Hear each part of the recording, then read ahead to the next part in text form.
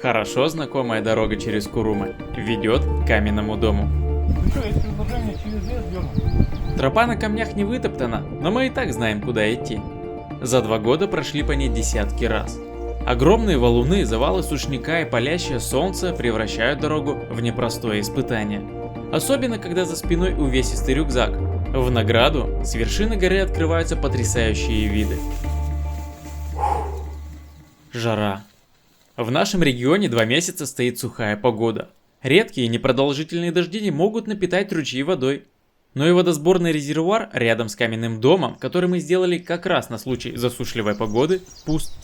Повсюду следы лося, снаружи и внутри.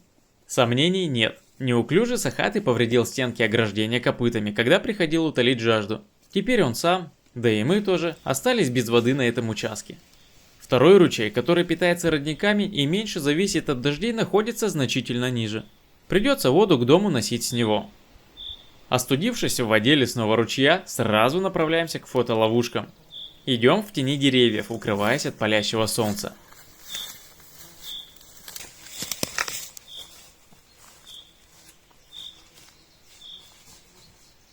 На солонце разыгралась забавная ситуация.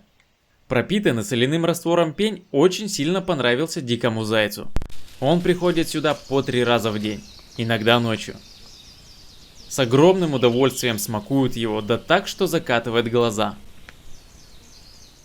Когда устает грызть пень сидя, ложится и явно не собирается ни с кем делиться. Сейчас ушастый убежал на ручей попить, а к солонцу подошел лось. Он не знает, что дикий заяц заявил первые права на этот пень. Сахатый сразу к солонцу не идет, долго принюхивается. А когда понимает, кто здесь уже обосновался, бежит от этого места как можно дальше. Тем самым спасая себе жизнь. Вернулся косоглазый, сразу понял, что здесь был чужак. Теперь он останется охранять пень.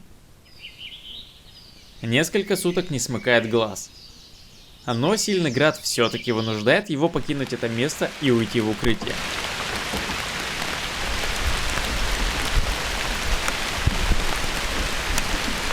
Нам повезло, что сейчас его нет. Быстро копируем файлы, меняем батарейки и уходим.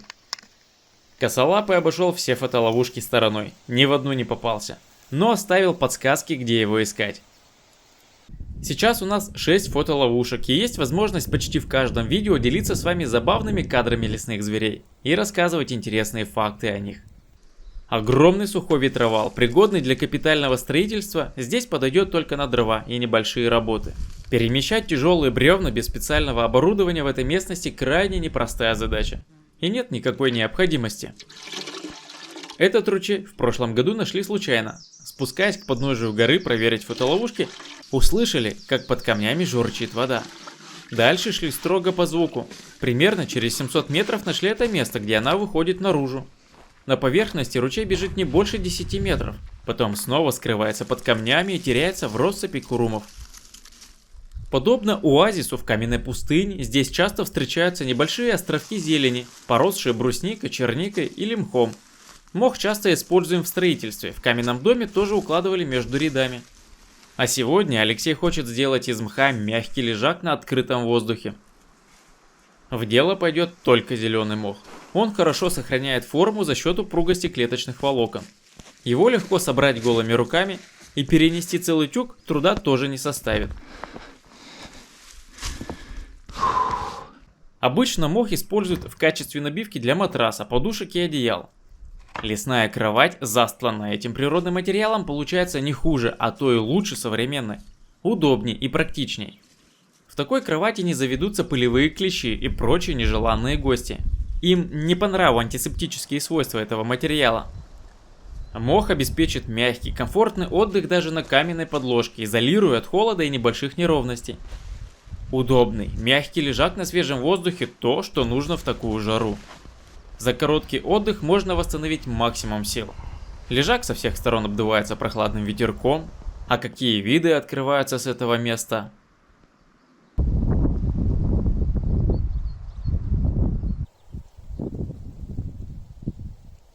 5 литров воды в котелке, 10 в гермомешке. Этого запаса должно хватить на пару дней.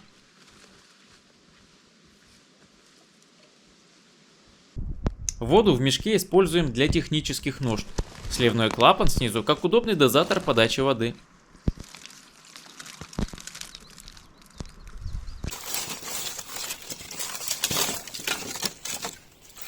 Полдень. Самый разгар дня. Для тяжелой работы слишком жарко. Лучше переместиться в тень и взбодриться кофе. Мы научились варить вкусный кофе на костре, в турке, в гейзерной кофеварке. Но в такую сухую погоду костер разводим только по крайней необходимости. Для кипячения воды на специальном костровище с высокими стенками. А после, как вода закипит, тушим. Полного чайника кипяченой, пригодной к употреблению воды хватит до вечера. А еще на пару кукс кофе. С прошлого года в каменном доме оставался пресс-фильтр для кофе по-вьетнамски. Чтобы приготовить ароматный напиток, нужна только горячая вода. Ну и сам кофе тонкого помола. Остается подождать пару минут.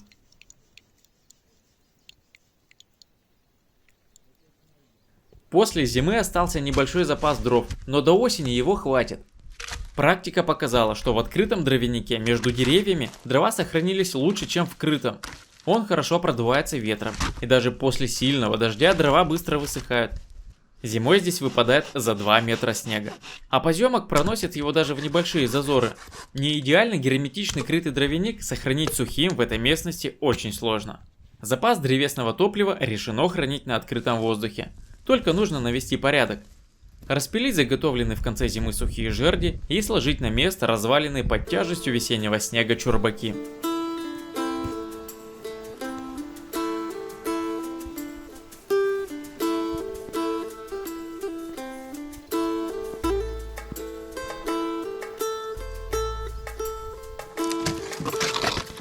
В каменном доме давно назрел один важный вопрос. Нужно оборудовать место под уличную кухню.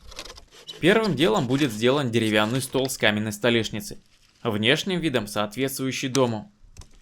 Много времени уходит на поиски подходящей ветровальной древесины. Поваленного сушняка много, но большая часть уже сгнила. А с деревьев, с которых можно взять пригодный материал, не всегда удается найти нужного диаметра бревно. Исследуя лес в поисках строительного материала, я стал случайным свидетелем переезда муравьев из старого дома в новый. Из большого муравейника, спрятанного под пихтой в кустах, маленькие трудяги переносят яйца в маленький муравейник, который, по всей видимости, находится на этапе строительства. Скорее всего, они решили создать новую колонию, но это всего лишь мое предположение. Точного ответа у меня нет, но для более глубокого познания мира вокруг себя очень хочется узнать. Надеюсь на ваши подсказки в комментариях, друзья. Забот в каменном доме всегда хватает. Нужно уделять внимание не только новым идеям, но и поддерживать в должном состоянии уже реализованные. Каменный холодильник требует ремонта. Его исполнение – наглядная демонстрация простейшего использования природного ландшафта. Прислушиваясь к звукам горных просторов, мы обратили внимание, что под камнями бежит гораздо больше ручьев, чем на поверхности. Ни к одному из них подкопаться не получилось, но при попытке это сделать заметили, что чем ближе к ним подбирались, тем холоднее была яма. Одну из таких ям, прямо над ручьем, к которому подобрались ближе всего, обустроили под естественный холодильник. Обложили камнями, закрыли дерном и мхом зазоры. Сейчас внутри всегда сохраняется прохладная температура. Прошлогодний опыт показал, что в каменном холодильнике можно хранить мясо 4 дня. За это время его вкус и запах не изменились, оно было абсолютно пригодно в пищу. Проблемой для сохранности продуктов могут стать только мыши, но пока удается защищать запасы пластиковым контейнером.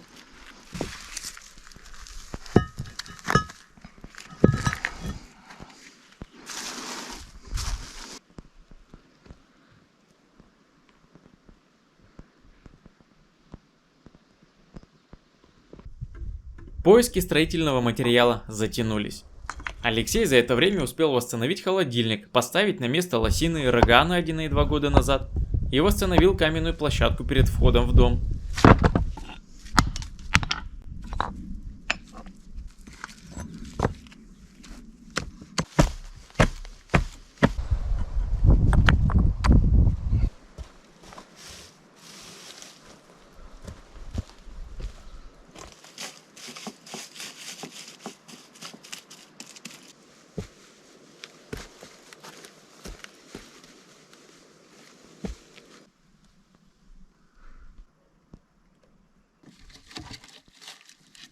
Видимо, меня слишком долго не было. К моменту, когда я собрал необходимую древесину и направился в сторону дома, Алексей уже выдвинулся на мои поиски. Из древесины, которую так долго искал и тщательно выбирал, будет изготовлен каркас стола. Он должен держать на себе почти 100-килограммовую столешницу. Серьезная нагрузка.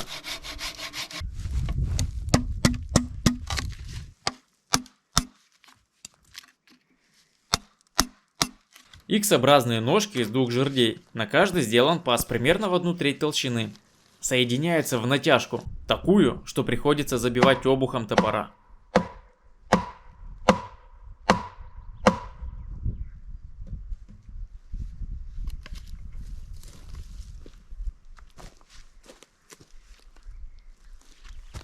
Позже место соединения плотно обвяжут джутовой веревкой. Сперва нужно сделать вторую ножку, используя первую как шаблон.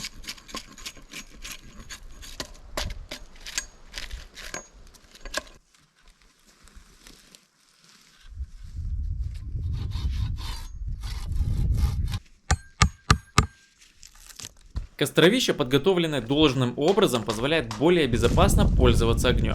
Строгих правил, как его делать, нет. При необходимости можно дорабатывать, делая отдельные секции под определенные задачи. К основному костровищу, на котором чаще разводим большой огонь для обогрева, в прошлом году пристроили каменную конфорку для приготовления пищи. Она полностью закрыта с боков, пламя направлено вверх, и даже при сильном ветре с дождем горение остается стабильным. Больше подходит для приготовления пищи в больших емкостях, котелке или казане. Хорошая альтернатива для быстрых блюд и небольшой емкости – сквозная конфорка. На площадку, выложенную камнями, укладываются два больших камня, примерно одинаковые по высоте, направленные друг к другу ровными краями. Расстояние между ними выбирается произвольно. Главный критерий – посуда должна стоять устойчиво. Пазы во второй ножке стола уже готовы. Соединяются так же, как и первые, в натяжку обухом топора. Надежно зафиксировать их между собой можно при помощи веревки. И тут есть один нюанс. Когда веревка намокает, ее волокна становятся более эластичными и мягкими. Это особенно заметно на примере джутовой веревки. Специально ее вымочил, чтобы она стала максимально податливой. Так я смогу плотно обвязать место соединения жердей. Но это известный факт. Нюанс в том, что мокрая веревка теряет в прочности около 20%. Руками, конечно, ее не порвать, но если использовать вороток, об этом нужно помнить. Когда веревка высыхает, волокна вновь становятся упругими. За счет этого происходит эффект стягивания. Соединение в плотные пазы и обвязка веревкой дают конструкции необходимую прочность. Между собой две X-образные ножки соединяют тремя направляющими. Первая будет по центру, сверху над стыками ножек. Две по бокам, в верхней части. В местах соединения боковые направляющие с ножками также делаю в паз.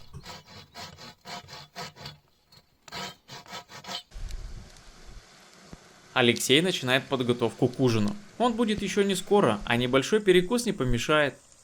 Новая конфорка показывает хорошую эффективность. Несколько хворостин дают хороший жар, на котором можно жарить мясо, кипятить воду. Из небольшого зазора между камнями ветер не выдувает угли, что делает конфорку безопасной.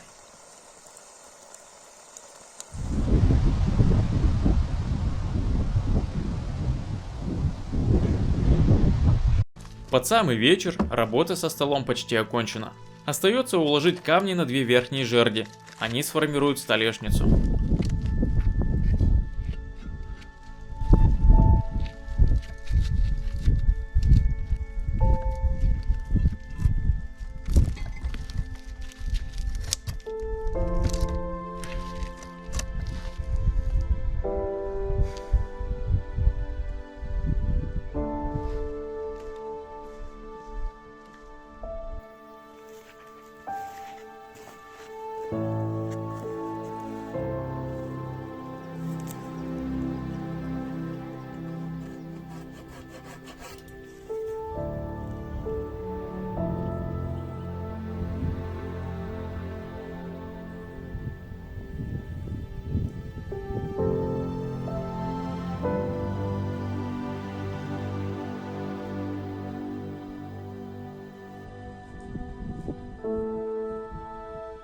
В горах быстро темнеет.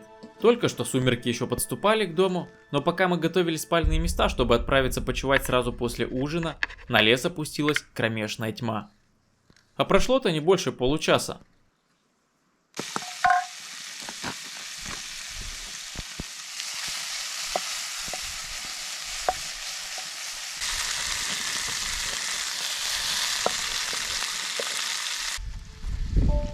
На ужин немного жареного мяса. Главное блюдо этого путешествия будем готовить завтра.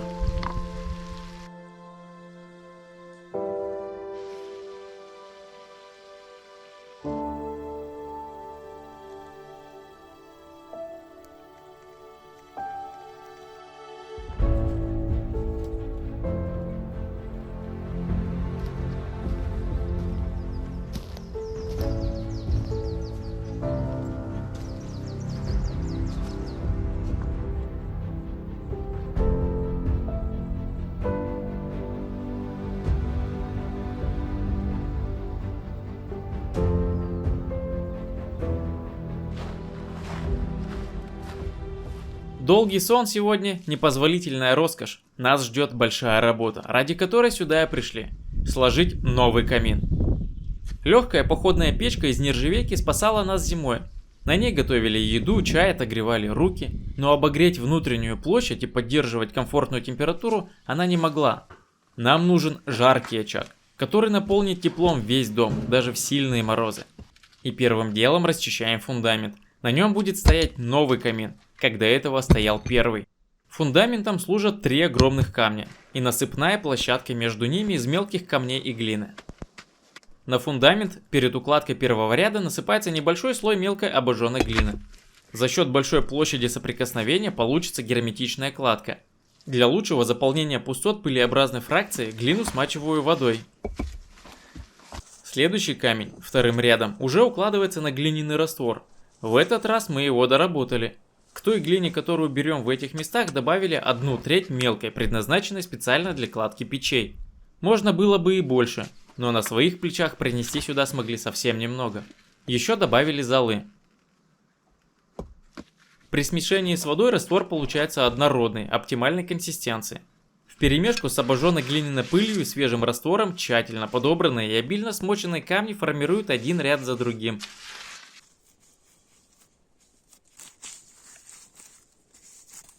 После укладки каждый стык внутри и снаружи промазываем раствором. Только так сможем добиться желаемого результата. В качестве емкости для замешивания раствора используем большой кусок бересты со свежей ветровальной березы. Сначала я хотел сделать из нее туесок, но немного опоздал. Она уже огрубела и потеряла свою эластичность. Но все равно и нашлось полезное применение. Вкладки из необработанных камней, как бы мы ни старались плотно подогнать их, остаются зазоры, которые мы заполняем раствором. Чем толще его слой, тем дольше будет сохнуть. И все же мы довольны тем, как складывается камин. Опасаясь повредить уложенные первые 3 ряда, решили на сегодня закончить с возведением камина и дать раствору высохнуть и схватиться. Наступает самое долгожданное время. Пора готовить обед. Ингредиентов немного. Чеснок, сыр, розмарин, мясо и тесто. Особенность блюда, как эти ингредиенты компонуются. Круглый сыр разрезаем на 2 равные части и откладываем пока в сторону. Чеснока будет много. Зубчики нужно тонко нарезать и выложить плотным слоем на сыр.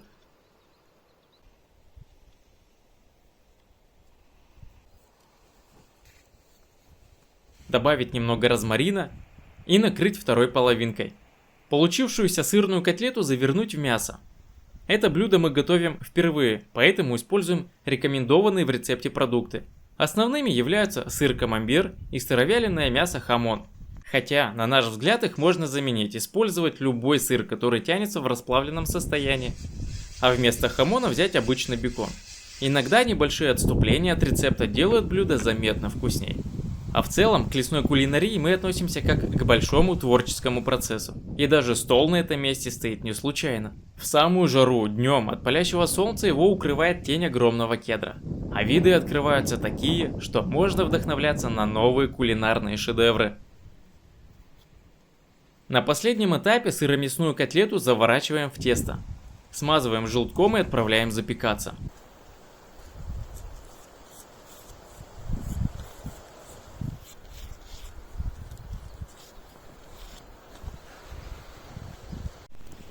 Каменной духовки на костровище еще нет, но ее можно заменить котелком.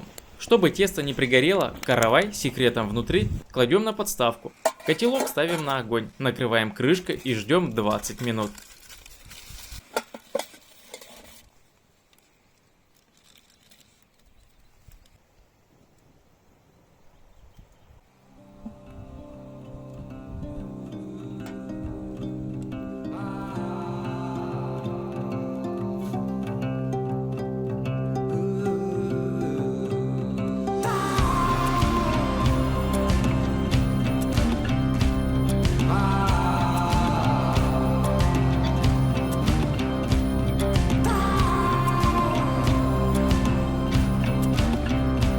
Томительные минуты ожидания были не напрасны.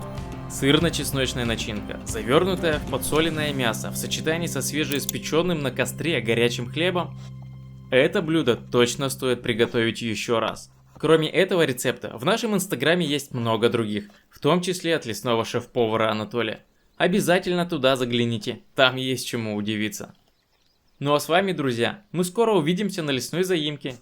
И это были мы, лесные. Всем пока.